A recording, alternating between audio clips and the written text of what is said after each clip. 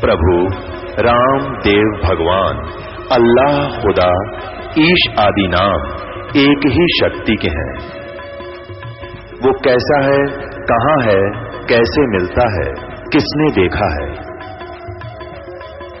ये प्रश्नवाचक चिन्ह पूर्ण रूप से हटाने के लिए अवश्य सुनिए जगत गुरु तत्वदर्शी संत रामपाल जी महाराज के अमृत वचन सर्व पवित्र धर्मों के पवित्र शास्त्रों के आधार पर।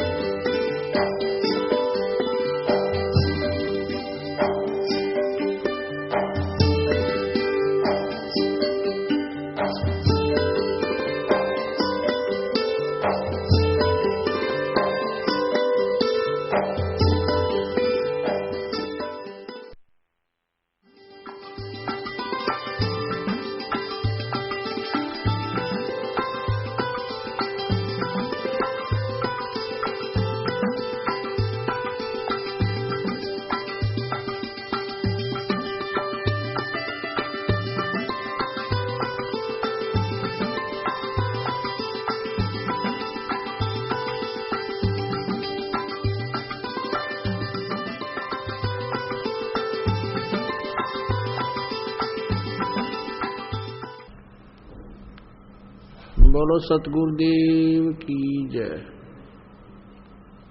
बंदी छोड़ कबीर परमेश्वर जी की जय। बंदी छोड़ गरीबदास जी महाराज जी की जय। स्वामी रामदेवानंद जी गुरु महाराज जी की जय।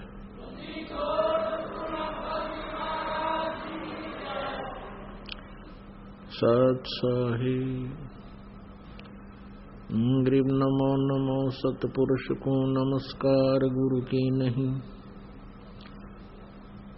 सुर नर मुनि जन साधुआ संतों सर्वस्ती नहीं। सतगुरु साहिब संत सब दंडोतम प्रणाम। आगे पीछे मध्य हुए तिनको जहाँ कुर्बान। नराकार निर्विषम काल जाल भयभंजनम निर्लेपम निज निर्गुणम अकल अनुपवेशोन धुनम।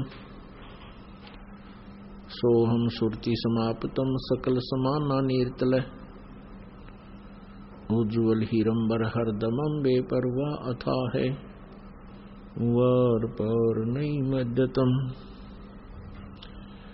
ग्रीव जो सुमर सिद्ध होई गणनायक गलताना। करो अनुग्रह सोई पारस पद परवाना।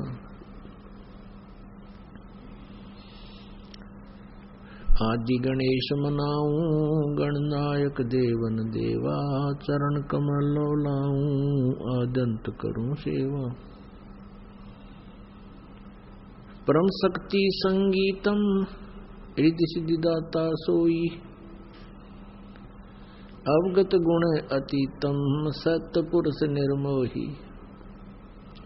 जगदम्बा जगदीशम मंगल रूप मुरारी। तन मन अर्पों शीसम भक्ति मुक्ति भंडारी। सुर नर मुनि जन ध्यावे ब्रह्मा विष्णु महेशा। शेष शेष मुख गावे पूज्य आदि गणेशा। इंद्र कुबेर सरीखा वरुण धर्म राय ध्यावे। समर्थ जीवन जी का मन इच्छा फल पावे। 33 कोटि आधारा ध्यावे से 88। उतरे भव जल पारा कट है यम की फांसी। 33 कोटि आधारा ध्यावे से 88। उतरे भव जल पारा कट है यम की फांसी। सत साहिब कर जोरूं विनती करूं धरूं चरण पर शीस। गुरु जी राम देवानंद जी महाराज ने दियो नाम बख्शीश। कोटि कोटि सिजदा करूं कोटि कोटि प्रणाम। चरण कमल में राखियो मैं बंदी जान गुलाम। कुत्ता हूँ गुरुदेव का, रामपाल दास का नाम, गले प्रेम की जेवड़ी, जांखें चोवा जाऊं। तो करो तो बावड़ू, दूर दूर करो तो जाऊं, जो राखो त्यों ही रहूं, जो देवो सो खाऊं। जय इब के सतगुरु मिले, सब दुख आँखों रोए, चरणों ऊपर शीश धरूं, कहूं जो कहनी हो। कबीर गुरु जी मिलेंगे, पूछेंगे कुशलात, आदि अंत की सब कहूं, अपने दिल की बात। गुरु जी तुम ना भूलियो,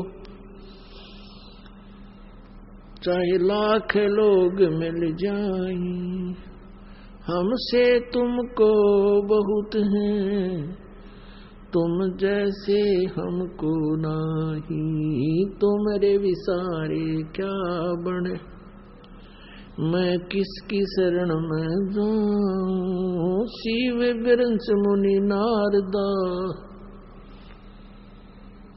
तिनके हृदय न समाऊं। अवगुण किए तो बहुत किए, करत न मानी हारे।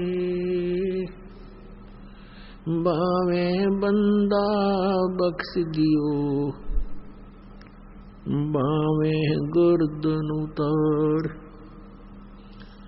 अवगुण मेरे बाप जी, बख्शो गरीब नवाज।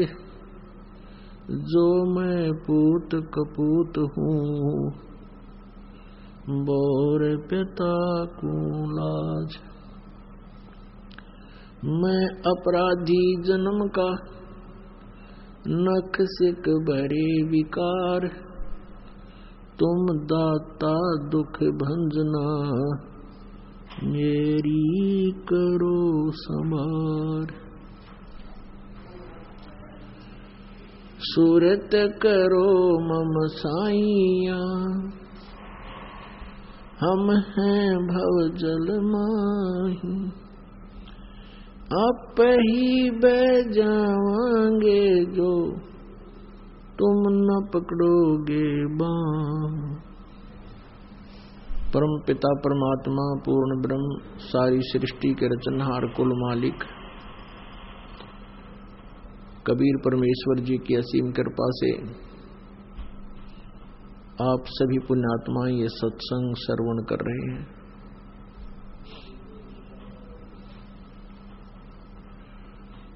मानुष जन्म दुर्लभ है, ये मिले न बारंबार। जैसे तरवर से पत्ता टूट गिरे, वो बोहर नहीं लगता डार। मानुष जन्म पाए के जो नहीं रटे हरि नाम, जैसे कुआ जल बिना फिर बनवाया क्या काम।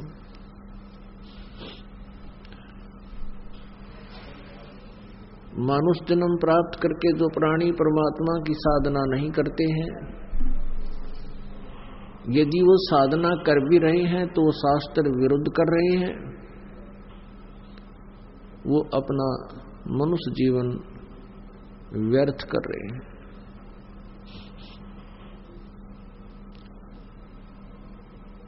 परमात्मा ने ये मनुष्य जीवन इस प्राणी को केवल परमात्मा की साधना करके जन्म और मृत्यु के इस दीर्घ रोग से छुटकारा पाने के लिए उपलब्ध करवाया है।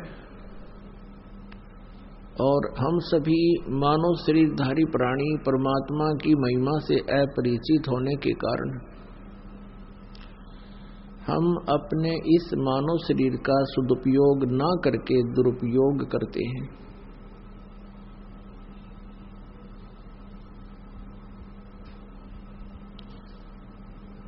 जिस कारण से हम इस जन्म और मृत्यु के दीर्घ रोग में बहुत वर्षों युगों से ग्रस्त हैं और यहाँ नाना प्रकार के हम यातनाएं भोग रहे हैं। हम जिस लोक में रह रहे हैं ये काल भगवान का लोक है, जो गीता जी अध्याय नंबर 11 के श्लोक नंबर 32 में कहता है कि अर्जुन, मैं बड़ा हुआ काल हूं और अब परिवर्त हुआ हूं, यानी अब मैं आया हूं। इन सभी योद्धाओं को यदि तू ना युद्ध करेगा तो भी मैं मारूंगा, तू तो निमित्त मात्र है। वो काल कौन है? वो श्री कृष्ण जी नहीं है, क्योंकि श्री कृष्ण जी ने पहले कभी अपने आप को काल नहीं कहा और गीता के उपदेश के बाद भी कहीं पर भी उन्होंने अपने आप को काल नहीं कहा। तो इससे सिद्ध है कि जो काल अपने आप को काल कहता है गीता बोलते समय, वो श्री कृष्ण जी से भिन्न है और वो श्री कृष्ण जी के शरीर में प्रवेश होकर के ये सब बातें बोल रहा है। उस काल भगवान को ब्रह्म भी कहते हैं। चारों वेदों ऋग्वेद, यजुर्वेद, सामवेद और अथर्ववेद, इन चारों वेदों को जो जानने वाले माने जाते थे ऋषि, महर्षि, ब्राह्मण, वो कहा करते कि वेदों में ब्रह्म भगवान है, ओम उसका नाम है और वो ही सर्वेश्वर है। कुछ एक जो अपनी बुद्धि को अत्यधिक प्रवर मानते थे,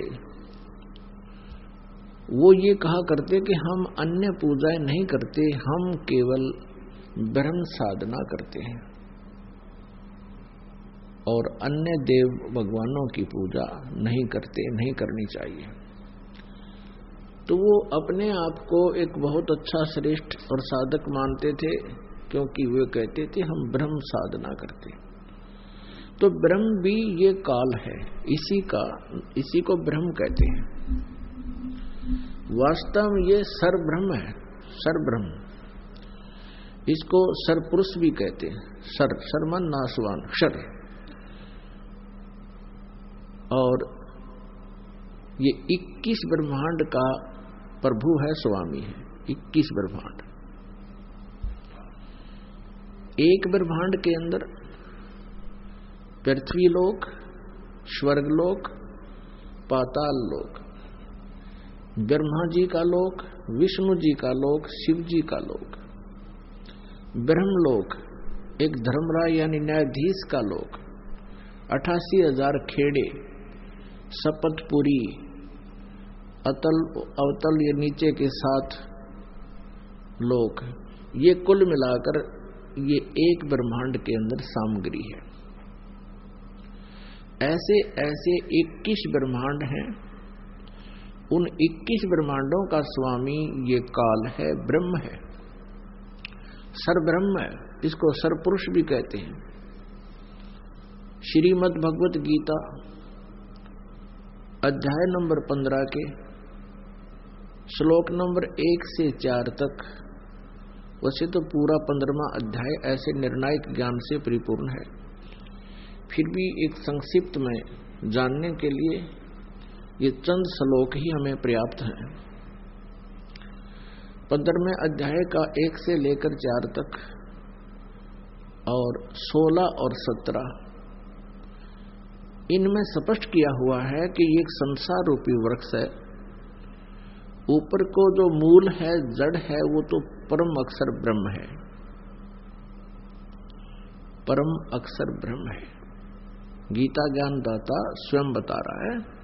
जैसे गीता जी अध्याय नंबर 8 के श्लोक नंबर 1 में अर्जुन ने प्रश्न किया कि हे प्रभु, आपने जो गीता जी अध्याय नंबर 7 के श्लोक नंबर 29 में जिस तत् ब्रह्म के विषय में कहा है कि तत् ब्रह्म को जानकर, सारे आध्यात्मिक ज्ञान को समझकर और सभी कर्मों से परिचित होकर प्राणी केवल जरा और मरण से ही छूटने का प्रयत्न करता है।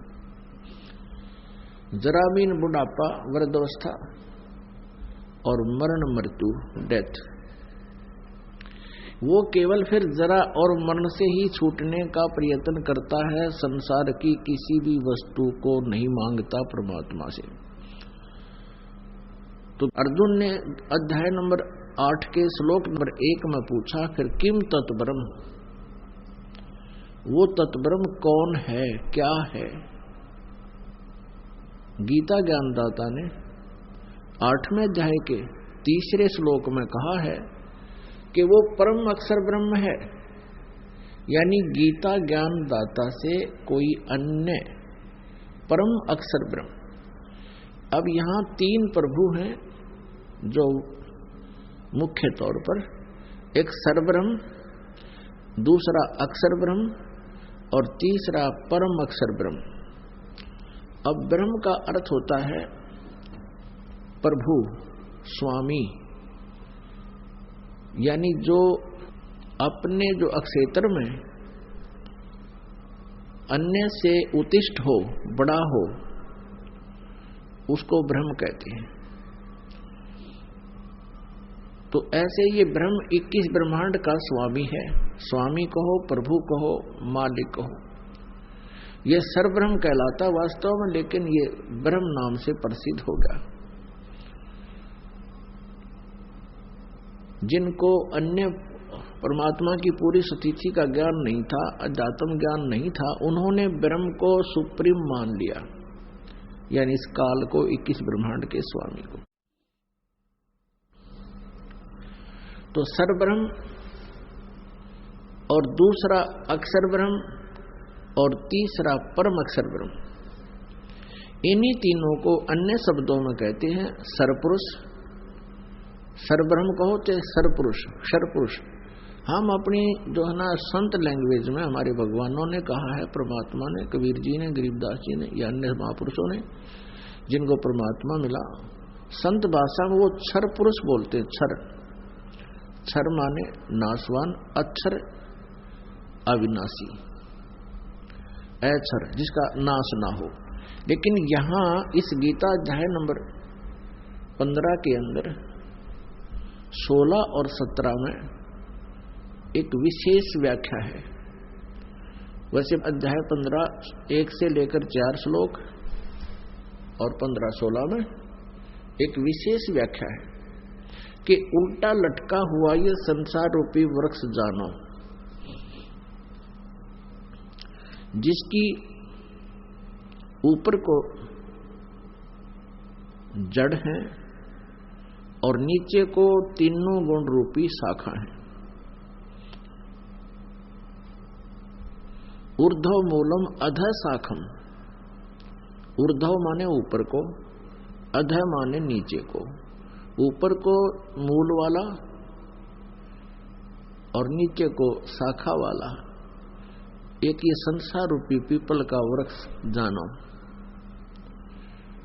और इसके छंद यानी इसके विभाग, पत्ते आदि हैं, और इनको जो संत तत्व से जानता है, इनके भिन्न भिन्न विभागों को बता देगा। स वेदवित, वह तत्वदर्शी संत है, वह वेद के तात्पर्य को जानने वाला है।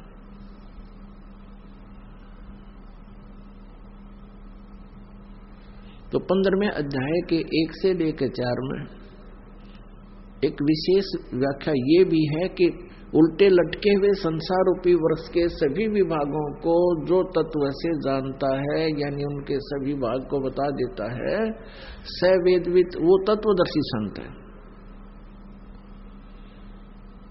पुण्यात्मा, आपका सौभाग्य है, आपको ये अनमोल ज्ञान सुनने को प्राप्त हो रहा है। ना जाने कौन से जन्मों में आपने कितने पुण्य और अच्छी साधनाएं की हुई हैं, जिसके परिणाम स्वरूप ये परमात्मा का ये ज्ञान आपको प्राप्त हो रहा है। अब आप बहुत बुद्धिमान हो, आज परमात्मा ने रजा बख्शी है, आपको अक्षर ज्ञान कराया, और इस अक्षर ज्ञान की एक्सरसाइज से आपका माइंड बहुत विकसित है। लेकिन उस माइंड को हम फिर दुरुपयोग करने लगे, परमाणु बम बनाने लगे, वायुयान बनाने लगे, जबकि इस अक्षर ज्ञान से और परमात्मा के द्वारा दिए गए इस प्रोसीजर से आपका माइंड विकसित हुआ है। इसको भगवान की तरफ लगाना चाहिए था आपने। और ये मारण मरण के साधन तो किसी तरह बना लो, ये तो कभी भी बना लो, इनका ये तो विनाश के कारण है। अज्ञानता का एक मुख्य प्रमाण है जो इस तरह की होड़ में लगे हुए हैं। तो हमने सबसे पहले तत्व ज्ञान को समझना भगवान को। अब जैसे यहां गीता जी अध्याय नंबर 15 के श्लोक नंबर 1 में कहा है कि वह तत्वदर्शी संत है जो उल्टे लटके हुए संसार रूपी वृक्ष के सभी विभागों को, पार्ट्स को विस्तार से बताता है। अब गीता जी अध्याय नंबर 4 के श्लोक नंबर 34 में एक प्रमाण आया है कि गीता ज्ञान दाता अपनी अल्पज्ञता सिद्ध करता है, अर्थात उसको पूर्ण ज्ञान नहीं है, अध्यात्म ज्ञान नहीं है उसको। इसलिए वो कहता है कि उस तत्व ज्ञान को, जो तत्व ज्ञान है, उसको तत्वदर्शी संतों के पास जाकर समझ, उनको दंडवत प्रणाम करने से, कपट छोड़कर उनसे प्रसन्न करने से, सरलता पूर्वक प्रसन्न करने से वो तत्वदर्शी संत तुझे परमात्म तत्व का ज्ञान कराएंगे। यानी गीता ज्ञान दाता अपने से अन्य किसी परमात्म श्रेष्ठ परमात्मा का ज्ञान जानने की कह रहे हैं। तो वो तत्व ज्ञान कैसा है, कहाँ है? गीता जी अध्याय नंबर 4 के श्लोक नंबर 32 में गीता ज्ञान दाता ने कहा कि जो अभी मैंने तेरे सामने 25 से लेकर 30 तक श्लोकों में, इसी चौथे अध्याय में सबकी साधनाओं का वर्णन किया है। कोई तो ऊपर को पैर करके, नीचे को सिरासन करके योग अभ्यास करता रहता है, कोई देवताओं की पूजा करता है, और कोई अपने श्वास प्राणायाम आदि करके इसी क्रिया को देखता रहता है अपने ध्यान से, इसी को मोक्ष मानता है। कोई अन्य साधनाएं करते हैं, और सभी साधक अपनी अपनी साधनाओं को पाप नाशक जानते हैं, यानी कल्याणकारक मानते हैं। फिर बताया है कि ये धार्मिक यज्ञों की जानकारी, यज्ञ माने धार्मिक अनुष्ठान, यानी परमात्मा के पाने की विधि, उनकी जानकारी गीता जी अध्याय नंबर 4 के श्लोक नंबर 32 में कहा है कि इस प्रकार के, जैसा कि अभी 25 से लेकर 30 तक श्लोकों में जो वर्णन है, इस तरह की साधनाएं और परमात्मा की यथार्थ साधना विस्तार पूर्वक कौन सी करनी चाहिए, कौन सी ना करनी चाहिए, उसकी जानकारी ब्रह्मण मुखे सच्चिदानंद घन ब्रह्म के मुखारविंद से, मुख कमल से उच्चरित वाणी में, अर्थात तत्व ज्ञान में विस्तार से कहा गया है। और उसको तू जानने के बाद फिर सभी प्रकार के कर्मों से, बंधन से मुक्त हो जाएगा। अपनात्मा, यहाँ पर अनुवादकर्ताओं ने, गीता अनुवादकर्ताओं ने चौथे अध्याय के 32वें श्लोक में एक ब्रह्मण मुखे शब्द है, यहाँ इन्होंने अज्ञानता से अनर्थ कर दिया। ब्रह्मणे मुखे का अर्थ कर दिया इन्होंने वेद की वाणी, ये गलत कर दिया। जबकि यही अनुवादकर्ता गीता जी अध्याय नंबर 17 के श्लोक नंबर 23 में स्पष्ट कर रहे हैं, ओम तत्सत इति निर्देश है ब्रह्मणे त्रिवेद समर्थ है, यानी ब्रह्मणे शब्द है वहां 17वें अध्याय के 23वें श्लोक में भी। वहां इन्होंने लिखा है ब्रह्मणे का अर्थ किया है सच्चिदानंद घन ब्रह्म का, यानी उस परम अक्षर ब्रह्म का। ओम तत्सत ये 3 मंत्र का जाप का निर्देश है और वो 3 प्रकार से सिमरन किया जाता है, नथिंग एल्स। यही एक मंत्र है उस सच्चिदानंद घन ब्रह्म के पाने का। तो ब्रह्मणे का अर्थ वहां ठीक किया है, यहां ये विचलित हो गई। चौथे अध्याय के 32वें श्लोक में इन्होंने गलत अनुवाद कर दिया, ब्रह्मणे मुखे का अर्थ इन्होंने वेद की वाणी कर दिया। ये करना था सच्चिदानंद घन ब्रह्म के मुखे माने मुख कमल से उच्चरित वाणी में, कबीर वाणी में विस्तार से कहा गया है, वो तत्व ज्ञान है। तो गीता जी अध्याय नंबर 4 के श्लोक 34 में कहा कि उस ज्ञान को जिसमें परमात्मा का विस्तार से ज्ञान है, बिल्कुल बहुत ही विस्तृत जानकारी दी गई है, वो तत्व ज्ञान है। उस ज्ञान को तत्वदर्शी संतों के पास जाकर समझ, उनको दंडवत प्रणाम करने से, यानी एक अनमोल वस्तु प्राप्त किसी से करना है तो सामने वाला भी भाव देखेगा कि अधिकारी भी है कि नहीं। अति आधीन दीन हो प्राणी और वाह को कहना ये अमर कहानी, यानी ये ज्ञान उसी को बताया जाता है जो अति दीन होकर के सुनना चाहे, उसके अंदर जगह हो परमात्मा के ज्ञान को ग्रहण करने की। तो गीता जी अध्याय नंबर 4 के श्लोक नंबर 34 में जिस तत्वदर्शी संत के पास जाने को कहा है तो उसकी पहचान बताई है गीता जी अध्याय नंबर 15 के श्लोक नंबर 1 में। इस उल्टे लटके हुए संसार रूपी वृक्ष के सभी विभागों को जो संत बतावेगा, जड़ से लेकर पत्तों तक, सवेदविद वह वेद के तात्पर्य को जानने वाला है, अर्थात वो तत्वदर्शी संत है। तो पुण्यात्माओं, ऋग्वेद मंडल नंबर 9 सूक्त नंबर 86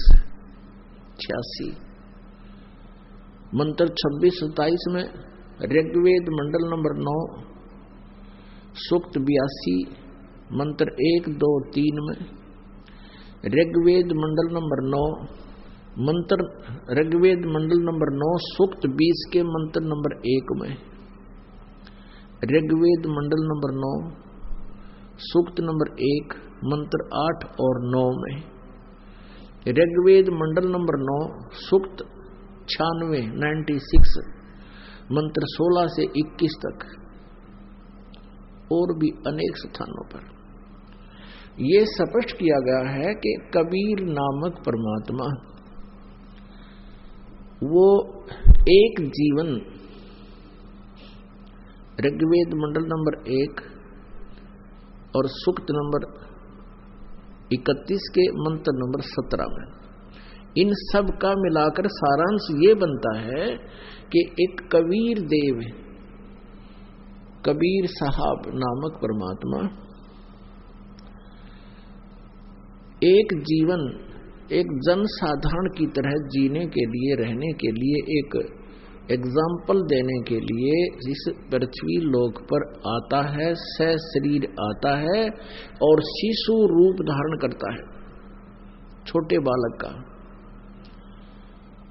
और वो ब्रह्म मुहूर्त में आता है और वो किसी तालाब के ऊपर प्रकट होता है, किसी तालाब में जल के स्रोत पर आकर प्रकट होता है। और जब वो बालक रूप में अपनी लीला कर रहा होता है, उसके परवरिश की लीला कंवारी गायों से होती है। कंवारी गायों से होती है। और जब वो बड़ा होता है, वो परमात्मा स्वयं ही एक अच्छे नागरिक की भूमिका करता है, स्वयं ही वो तत्वदर्शी संत की भूमिका करता है, और स्वयं ही वो एक सुयोग्य शिष्य की भूमिका करता है, और स्वयं ही वो जगत गुरु यानी तत्वदर्शी संत होता है। उसकी भूमिका भी वो स्वयं ही करते हैं। और परमात्मा तो वो होते ही होते हैं। अपने यथार्थ ज्ञान को यानी अपनी महिमा की वाणी को, अपनी महिमा के ज्ञान को वो स्वयं ही अपने मुखारविंद से कविताओं के माध्यम से, काव्यना कविताओं के द्वारा, लोकोक्तियों के द्वारा, शब्दों के द्वारा, शब्दावलियों के द्वारा ऊंचे स्वर में आवाज लगा लगा कर बोलता है, जिस कारण से वो एक प्रसिद्ध कवि की भी उपाधि प्राप्त करता है। और उसके द्वारा बोली गई कबीर वाणी, उनके द्वारा दिया गया यथार्थ ज्ञान वो कबीर वाणी होती है। और उस वाणी के अंदर वो तत्व ज्ञान होता है, परमात्मा की महिमा विस्तार से कही गई होती है। तो यहाँ परमात्मा अपने मुखारविंद से उच्चारित वाणी द्वारा अपना ज्ञान, अपने द्वारा रची हुई सृष्टि का ज्ञान और अपने पाने की यथार्थ विधि यानी सतलोक जाने की और जन्म और मृत्यु के इस रोग को कटाने की वो विधि बताने आते हैं। उस समय वो तत्वदर्शी संत भी स्वयं ही होते हैं और पृथ्वी पर कोई तत्वदर्शी संत नहीं होता। वो होते परमात्मा हैं, लेकिन वो एक प्रसिद्ध कवि इसलिए मान लिए जाते हैं भोली जनता के द्वारा, क्योंकि वो अपनी महिमा की वाणी को अपने मुखारविंद से, लोकोक्तियों के माध्यम से, कविताओं के माध्यम से, दोहों के माध्यम से बोलते हैं, लेकिन वो होते हैं परमात्मा, अमर पुरुष होते हैं। वो परमात्मा अपने सतलोक में रहते हैं, तीसरे मुक्ति धाम में, यानी एक तो सरपुरुष का अक्षेत्र 21 ब्रह्मांड का, ये इसका राज्य है, इसका इतना ये प्रभु, इसके ऊपर ये ब्रह्म है, इतना स्वामी है सरपुरुष। और दूसरा 7 शंख ब्रह्मांड का अक्षेत्र है, वो अक्षर पुरुष का है, अक्षर ब्रह्म कहो, अक्षर पुरुष कहो। और इन सब के ऊपर और अन्य असंख्य ब्रह्मांडों का जो स्वामी है, प्रभु है, वो परम अक्षर ब्रह्म है, वो कबीर देव है, वो उसका वास्तविक नाम कबीर साहब है, कबीर है। हम साहब अपना भगवान है, इसलिए हम साहब बोलते हैं। अब जैसे अपने देश के आदरणीय प्रधानमंत्री जी का शरीर का नाम तो अन्य ही होता है, लेकिन प्रधानमंत्री उनके पद का नाम होता है। इसी प्रकार ये परम अक्षर ब्रह्म कहो, इन्हें सत्य पुरुष कहो। सत्य पुरुष माने अविनाशी प्रभु, पुरुष माने परमात्मा। तो ये सत्य पुरुष, परम अक्षर ब्रह्म, परम अक्षर पुरुष, ये तो उनके पोस्ट का नाम है, पद का नाम है, उपमात्मक नाम है। और वास्तव में उस परमेश्वर का नाम कबीर देव है, वो कबीर साहब है। वेदों में उसे कबीर देव कहा है, कबीर। कुरान शरीफ में उसको अल्लाहु अकबरू, अकबरी, कबीरा, खबीरा, खबीरन, कबीरन ऐसे बोला गया है। अपनी अपनी जो लैंग्वेज होती है, अपनी अपनी भाषा के आधार से उसी परमात्मा के नाम को थोड़ा बहुत भिन्नता के कारण ही उच्चारण और लिपिबद्ध किया गया है। अब यहाँ वेदों में कबीर देव है, कबीर शब्द है बहुत स्थानों पर। तो व्याकरण के जो ज्ञाता मानते हैं अपने आप को, वो कहते हैं ये कबीर नहीं बनता, वो कहते हैं ये तो कवि शब्द है। कवि, जैसे कवि का 2 अपसर्ग लगा दिए और उसको आगे लिख दिया, अर्थ कर दिया कवि। कहीं पर कबीर देव जो लिखा है, देव माने साहब परमात्मा प्रभु राम देव, तो हम उसको कबीर बोलने लगे। बै हम बै बोलते हैं अपनी लोकल लैंग्वेज में, जैसे वेदों को हम वेद बोलते हैं। किसी का नाम वेद प्रकाश है, हम वेद प्रकाश बोलते हैं। तो है ऐसे हम कबीर देव कहने लगे, उस भगवान को कहने लगे कबीर साहब कहने लगे। फिर उसमें क्यों देव माने साहब कहो, राम कहो, कबीर राम कबीर कह लो, कबीर अल्लाह कहो, अल्लाहू अकबर कहो, अल्लाह कबीर कहो। तो ये जो कहते हैं व्याकरण के आधार से ये कवि बनता है, वो परमात्मा का वास्तविक नाम ही कवि है, ये समझो। हम उसको कबीर साहब बोलते हैं, कबीर साहब। जैसे वेदों में कबीर देव लिख दिया तो उसको कबीर देव ही बोला जाएगा। जैसे यजुर्वेद है, यजुर्वेद यदि कहीं पर लिखा है यजु और अपसर्ग लगा रखी है संस्कृत में, उसका जब हिंदी अनुवाद डिफाइन करेंगे, उसको विश्लेषण करेंगे, तो उसका यजुर्वेद लिखना पड़ेगा। यजुर्वेद के बारे में यहां बोला गया है। ठीक इसी प्रकार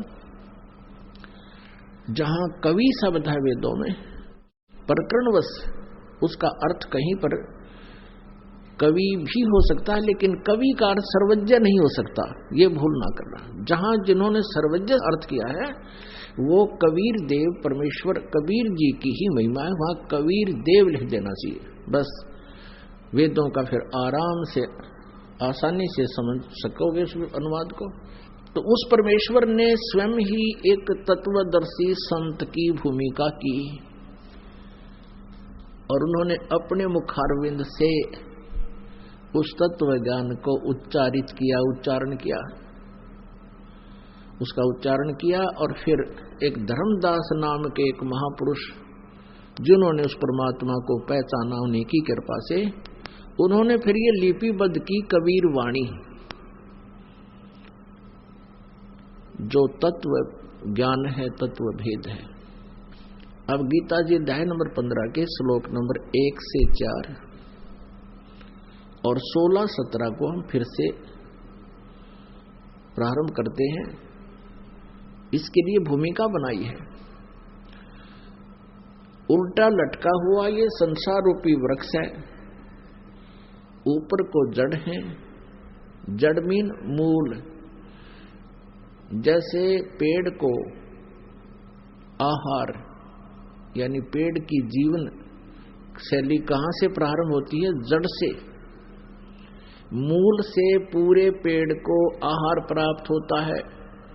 पूरे पेड़ का पालक मूल होता है, जड़ होती है। तो सारे ब्रह्मांडों का पालक परमात्मा तो ऊपर है, ऊर्ध्व मूलम। वो मूल संसार रूपी वृक्ष की मूल समझो, वो परम अक्षर ब्रह्म है। और जमीन से जो बाहर, पृथ्वी से जो बाहर दिखाई देता है तुरंत, वो तना होता है। उस तने का फिर एक मोटी डार होती है, बहुत सी मोटी डार होती है, लेकिन उनमें से एक मोटी डार हम लेते हैं इस अपने इस ब्रह्मांड को समझने के लिए और इस अध्यात्म ज्ञान को जानने के लिए। उसमें से मानो एक डार निकली, अब तना तो अक्षर पुरुष, अक्षर ब्रह्म समझो, और उसके फिर आगे एक डार मोटी है, वो सरपुरुष समझो, सरपुरुष, जिसको क्षर पुरुष भी कहते हैं, सरब्रह्म भी कहते हैं, जिसको ज्योत स्वरूपी निरंजन काल भी कहते हैं। और उस डार के फिर 3 शाखाएं हो, रजगुण ब्रह्मा, सतगुण विष्णु, तमगुण शिव जी रूपी शाखा हैं जो इस ब्रह्म के पुत्र हैं। और पात रूप फिर संसार है। उस एक डार के आगे 3 शाखाएं, उसके ऊपर जितने पत्ते हैं वो संसार रूपी वृक्ष के ये पत्ते समझो, हम प्राणी। तो परमेश्वर कबीर देव जी ने अपने मुखारविंद से उच्चारित उस वाणी में, यानी ब्रह्मणे मुखे, चौथे अध्याय के 32वें श्लोक में जिसके विषय में कहा है कि ब्रह्मणे मुखे सच्चिदानंद घन ब्रह्म के द्वारा उच्चारित वाणी में वो तत्व ज्ञान है। उस तत्व ज्ञान में आध्यात्मिक यज्ञों की जानकारी यानी आध्यात्मिक अनुष्ठानों की, भक्ति की जानकारी विस्तार के साथ कही गई है। और उसको वो कर्मों के द्वारा होती है, कर्म योगी उसको करते हैं और फिर उससे सभी कर्मों से मुक्त हो जाते हैं। तो यहां बताया है कि वो सच्चिदानंद घन ब्रह्म ने आकर के अपने मुखारविंद से वो वाणी बोली थी। तो कबीर देव हैं वो परमात्मा कबीर देव हैं जो बनारस में भारत की पवित्र भूमि पर यानी काशी शहर में एक लहर तारा नामक तालाब था। और उस लहर तारा तालाब का नाम कैसे पड़ा कि गंगा का पानी लहरों के द्वारा उछलकर, जब वो ओवरफ्लो होकर चलती थी वर्षा के सीजन में, उछलकर उसके ओवरफ्लो होकर के एक बहुत बड़ी झील को भर देता था। उसको लहर तारा नामक तालाब बोलते थे, झील बोलते थे। उसमें कमल के फूल विकसित थे। उस पर कमल के फूल पर आकर के सतलोक से वो परमात्मा आए और अपने उस तीसरे मुक्ति धाम यानी सतलोक से चलकर आए और यहां एक नवजात शिशु का रूप धारण किया। उसके बाद लीलामय तरीके से वो बड़े हुए, एक आम व्यक्ति की तरह सब लीलाएं की परमात्मा ने। फिर जुलाहे का कार्य करने लगे, क्योंकि परमात्मा परमेश्वर कबीर देव जी को एक निसंतान दंपति जुलाहा दंपति नीरू और नीमा उठा ले गए थे और वहां परमात्मा की परवरिश कुंवारी गायों से हुई, उनके दूध से। परमात्मा परमेश्वर कबीर देव जी की रजा से कुंवारी गायें दूध देने लगी और भगवान कबीर जी उनको पीने लगे। धीरे धीरे बड़े हुए, फिर बड़े होकर के वही परमात्मा जुलाहा नाम से प्रसिद्ध हुए, धाणक उपमा से प्रसिद्ध हुए, क्योंकि उस जुलाहा जाति के अंदर परमात्मा उसी क्रिया में संलग्न रहे, वही कार्य करते थे, जिस कारण से उनका नाम जुलाहा पड़ गया, धाणक पड़ गया कर्म के आधार से। तो ये वो पूर्ण परमात्मा है, परम अक्षर ब्रह्म है। उन्होंने आकर के स्वयं ही बताया है कि अक्षर पुरुष एक पेड़ है, निरंजन वाकी यानी सरपुरुष वाकी डार। अक्षर पुरुष एक पेड़ है, सरपुरुष वाकी डार और तीनों देवा शाखा हैं, ये पात रूप संसार। परमात्मा ने, परमेश्वर ने अपनी जानकारी आप ही आकर दी है। और किसको दी है? एक श्रेष्ठ आत्मा धर्मदास जी को दी है। अभी आपको बताया था ऋग्वेद के बहुत सारे मंत्र आपको बताए। उन मंत्रों में ऋग्वेद मंडल नंबर 9 फिर से सुन लीजिए। ऋग्वेद मंडल नंबर 9 और सूक्त नंबर 86 मंत्र 26 और 27 में, ऋग्वेद मंडल नंबर 9 सूक्त 82 मंत्र 1, 2, 3 में, ऋग्वेद मंडल नंबर 9 सूक्त नंबर 20 मंत्र 1 में, ऋग्वेद मंडल नंबर 9 और सूक्त नंबर 1 मंत्र 8, 9 में, ऋग्वेद मंडल नंबर 1 और सूक्त नंबर 31 के मंत्र नंबर 17 में, ऋग्वेद मंडल नंबर 9 सूक्त 96 यानी सूक्त नंबर 96 मंत्र 16 से 21 और भी अन्य स्थानों पर अन्य वेदों में भी बहुत जानकारी है। इनमें विशेषकर ये स्पष्ट किया गया है कि वो परम अक्षर ब्रह्म पूर्ण परमात्मा, वो अमर पुरुष तीसरे मुक्ति धाम में रहता है। इन सब का सारांश सुनाता हूं आपको पुनः, क्योंकि अभी तक ये सुनाने के लिए भूमिका बनी है।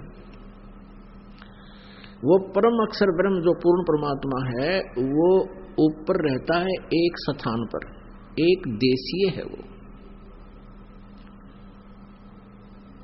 और वहां से वो गति करके आता है, वहां से सह शरीर चलकर आता है, अपने रूप को सरल करके नीचे आता, सरल करके, सरल माने आसान करके, हल्का तेज पुंज का करके। सतलोक के अंदर सत्य पुरुष पूर्ण परमात्मा कबीर देव जी का जो ओरिजिनल शरीर है, उसमें करोड़ सूर्य, एक रोमकूप में करोड़ सूर्य करोड़ चंद्रमा की रोशनी भी फीकी पड़े, इतना तेज है। तो यदि वो परमात्मा उसी शरीर में यहां आ जाए तो हम सभी की आंखें बंद हो जाएं, हम कुछ नहीं देख सकते। इसलिए वो परमेश्वर अपना अन्य एक हल्का तेज पुंज का रूप धारण करके, हल्के तेज का और मनुष्य के सदृश, वहां भी परमात्मा नर आकार है लेकिन वहां बहुत तेजों में शरीर है, और वहां गई हुई आत्माएं भी तेजों में शरीर युक्त होती हैं, नूरी शरीर की होती हैं, और उनकी आंखें दिव्य दृष्टि होती है। तो वहां जो आत्माएं हैं उनकी आंखें भी हमारे जैसी चरम दृष्टि नहीं है, तो उससे वो बहुत देख सकते हैं परमात्मा। तो यहाँ वो हल्का तेज पुंज का रूप बना के वो कबीर देव आता है, और वो अपनी एक श्रेष्ठ आत्मा को प्राप्त होता, अच्छी आत्मा को, दृढ़ भक्त को मिलता है। और उसका उद्देश्य क्या होता है? वो तत्व ज्ञान से उसे परिपूर्ण करता है, तत्व ज्ञान बताता है।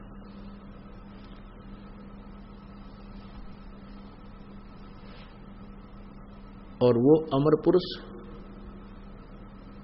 सत्य पुरुष, वो कबीर देव है, वो कबीर साहब है।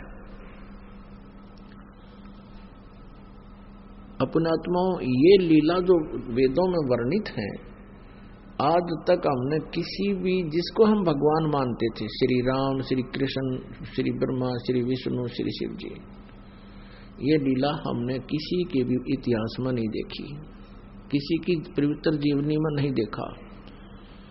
और हम वेदों को श्रेष्ठ मानते हैं, गीता जी को श्रेष्ठ मानते हैं, पुराणों को भी हम सही मानते हैं। तो पुराण और वेदों और गीता में अंतर है। पुराणों के अंदर जो ज्ञान है वो यदि वेदों से हटकर है तो वो किसी ऋषि या ब्राह्मण की या देव की अपनी अनुभूति है, उसका अपना अनुभव है, तो वो मान्य नहीं होता। क्योंकि वेद जो हैं, ये 5 वेद हैं वास्तव में। एक सूक्ष्म वेद जिसको हम तत्व ज्ञान बोलते हैं, तत्व वेद, और 4 वेद ये वेल नोन है आपके समक्ष। इन 5 वेदों में जो ज्ञान है वो पूर्ण परमात्मा कबीर देव जी का दिया हुआ है। इन 4 वेदों को ऋग्वेद, यजुर्वेद, सामवेद और अथर्ववेद, वैसे तो परमात्मा ने 5 वेद दिए थे, सूक्ष्म वेद भी यानी तत्व वेद भी साथ ही दिया था। किसको? इस सरपुरुष को, जो यहाँ का स्वामी है 21 ब्रह्मांड का। लेकिन इसने हमारे साथ एक बहुत बड़ा धोखा किया। इसने वो 5वां वेद, सूक्ष्म वेद जिसे कहते हैं, तत्व ज्ञान जिसे कहते हैं, वो छुपा दिया, नष्ट कर दिया। और 4 वेद हमारे को दे दिए, जिन 4 वेदों में महिमा तो पूर्ण परमात्मा की परिपूर्ण है, उसकी जानकारी बहुत है, लेकिन इन 4 वेदों में उस परम अक्षर ब्रह्म के पाने का मंत्र नहीं है। वो 5वें वेद सूक्ष्म वेद में था, उस तत्व ज्ञान में था, जिसको इस काल ने इस दृष्टिकोण से नष्ट कर दिया कि कहीं इन सभी आत्माओं को यथार्थ ज्ञान हो गया तो ये इस मंत्र का जाप करके और सतलोक चले जाएंगे, यहाँ तेरा राज्य खाली हो जाएगा, तेरा ये क्षेत्र, यहाँ कोई नहीं रहेगा, क्योंकि वहाँ इतना सुख है और यहाँ पर ये घोर दुख सहन कर रहा प्राणी। इसके पीछे भी इसका एक बहुत षड्यंत्र है, और उस षड्यंत्र के तहत ये हमें यहाँ रोके हुए है। कारण क्या है कि इसने एक गलती की थी सतलोक में। किसने? सरपुरुष ने, इस 21 ब्रह्मांड के स्वामी ने, सरपुरुष ने, ज्योति निरंजन ने या काल कहो काल ने, तो जिसके कारण इसको श्राप लगा कि 1 लाख मानव शरीरधारी प्राणियों के सूक्ष्म शरीर को तपतशिला पर भून कर ये नित्य खाएगा, और अपने उस आहार के लिए हमें यहां पर रोका हुआ है। पुण्यात्माओं, जितने भी आप इस ज्ञान से परिचित होते चले जाओगे, उतना ही आपके हृदय में ये तत्व ज्ञान अच्छी तरह समाएगा और आप महसूस करोगे कि सचमुच हम गलत स्थान पर रह रहे हैं। जब तक ये ज्ञान नहीं होता तो हमने इस काल की भांग पी ही रखी है, माया की। धन जोड़ना, कोठी बनाना है, बड़े बड़े कारें खरीद लेना, ये अपना एक उद्देश्य मान रखा है, और 1 सेकंड में मृत्यु हो जाना, फिर मनमाना गधे की योनि पाना, ये भूल गए तुम, ये हम भूल चुके हैं। उसको याद दिला जाता सत्संग के माध्यम से, परमात्मा के वचनों से जो आदेश है प्रभु का, वो सत्संग में सुनाया जाता है। तो यहां जो 5वां वेद इसने गुम कर दिया, या इसने बहुत बड़ी गलती करी, हमारे साथ जुल्म किया। उस 5वें वेद को पुनः हम तक पहुंचाने के लिए स्वयं धनी आते हैं, इतने सुख में सतल को छोड़कर हमारे लिए यहां पर आते हैं। और वो बनारस में आए थे कबीर धानक नाम से, कबीर दुल्हा नाम से प्रसिद्ध हुए। अब वो क्यों आते हैं? क्योंकि हम उनके बच्चे हैं। हम सभी आत्माएं कबीर देव जी की आत्मा हैं, हम उसके उनकी संतान हैं, और हम मिसगाइड हो गए। हम सभी अपनी गलती के कारण इस काल के जाल में फंस गए हैं, और अब इसने अपना स्वार्थ सिद्ध करने के लिए हमारे को बिल्कुल परमात्मा से दूर कर दिया। 4 वेद इसने दे दिए, उन 4 वेदों में परमेश्वर पाने की विधि नहीं है। उसमें परमात्मा की भक्ति साधना केवल ब्रह्म तक की है, यानी फर्स्ट स्टेप समझो ये, यानी मैट्रिक तक का, 10वीं तक का सिलेबस है 4 वेदों में। ब्रह्म तक की जानकारी है, पूर्ण परमात्मा के संकेत हैं, उसके पाने की विधि इस बनी है।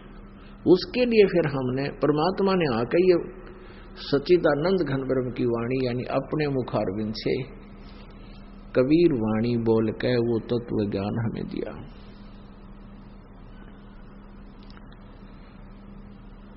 अब यहां प्रश्न चल रहा है कि वो परमात्मा स्वयं ही आकर अपना भेद बताता है, अपने द्वारा रची हुई सृष्टि को वो स्वयं ही ठीक ठीक बताता है। अथर्ववेद कांड नंबर 4 के अनुवाक नंबर 1 का और मंत्र नंबर 7 में स्पष्ट किया है। 1 से लेकर 7 में पूरी सृष्टि रचना का कोड वर्डों में विवरण है। तो उसमें स्पष्ट किया है कि वो परमात्मा ने सबसे पहले इन ब्रह्मांडों की रचना की, दुर्गा की उत्पत्ति की, ब्रह्म की उत्पत्ति की, फिर हम सभी आत्माओं की उत्पत्ति की, और फिर सभी ब्रह्मांड छोटे से लेकर बड़े तक उस परमात्मा ने रचकर इनको दिए,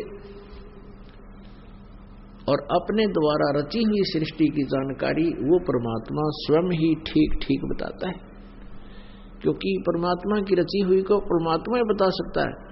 इसी कारण से आज तक किसी भी सदग्रंथ में यानी सृष्टि रचना का विस्तार से उल्लेख नहीं है। जैसे वेदों में उल्लेख है, लेकिन इसको समझ नहीं सका कोई भी। इसके लिए सृष्टि रचना जो परमात्मा ने अपने मुखारविंद से आकर के मौखिक सुनाई है, अपने मुख से सुनाई है, विस्तार से समझाई है अपने भक्तों को, फिर उनके माध्यम से फिर हमने जब वेदों को देखा है तो आसानी से सब सदग्रंथ भी हमारे वही गुणगान कर रहे हैं, वही ज्ञान बता रहे हैं जो परमात्मा ने बताया है। अब प्रसंग चल रहा है कि गीता जी अध्याय नंबर 15 के श्लोक नंबर 1 से 4 में यह स्पष्ट किया है कि तत्वदर्शी संत उल्टे लटके हुए संसार रूपी वृक्ष के सभी विभागों को विस्तार से बताएगा, और वो वेद के तात्पर्य को जानने वाला होगा, अर्थात वो तत्वदर्शी संत है। तो परमेश्वर कबीर देव जी ने 600 वर्ष पहले अपने मुखारविंद से उतरित उस सच्चिदानंद घन ब्रह्म की वाणी कबीर वाणी में कहा है, अक्षर पुरुष एक पेड़ है और सरपुरुष वाकी डार, जिसको निरंजन कहते हैं, ज्योत निरंजन काल। और उस डार के फिर 3 शाखाएं हैं, ये तीनों देवा शाखा है और पात रूप संसार।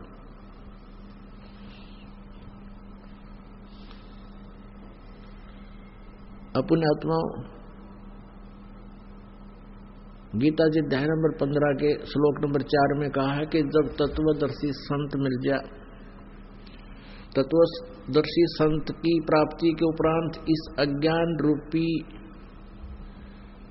इस गुत्थी को तत्वज्ञान रूपी शस्त्र के द्वारा काटकर, अर्थात उस तत्वज्ञान रूपी शस्त्र द्वारा समझ इसको बिल्कुल साफ करके निर्बाध करके, जब ज्ञान आपको तत्व ज्ञान हो जाएगा, वो बिल्कुल पूरी रूप से सृष्टि रचना समझ में आ जाएगी।